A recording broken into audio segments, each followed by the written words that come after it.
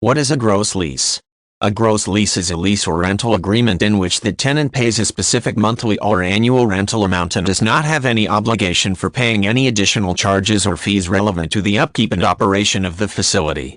Depending on the type of property involved, this means that the tenant is not responsible for making repairs to the structure of the building, landscaping costs, utilities, insurance, or property taxes. Liability for all those assorted charges remains with the owner of the property. In many nations, the gross lease is one of the most common types of apartment rental agreements.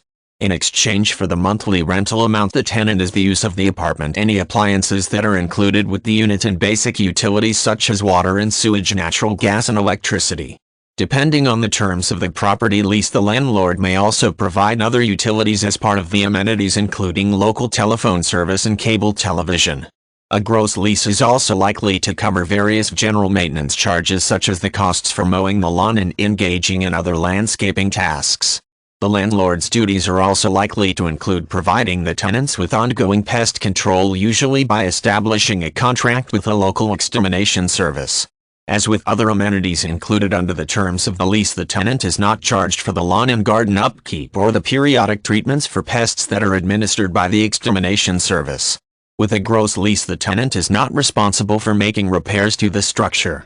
The landlord remains responsible for replacing appliances that cease to function, repairing broken windows, or dealing with plumbing and wiring issues.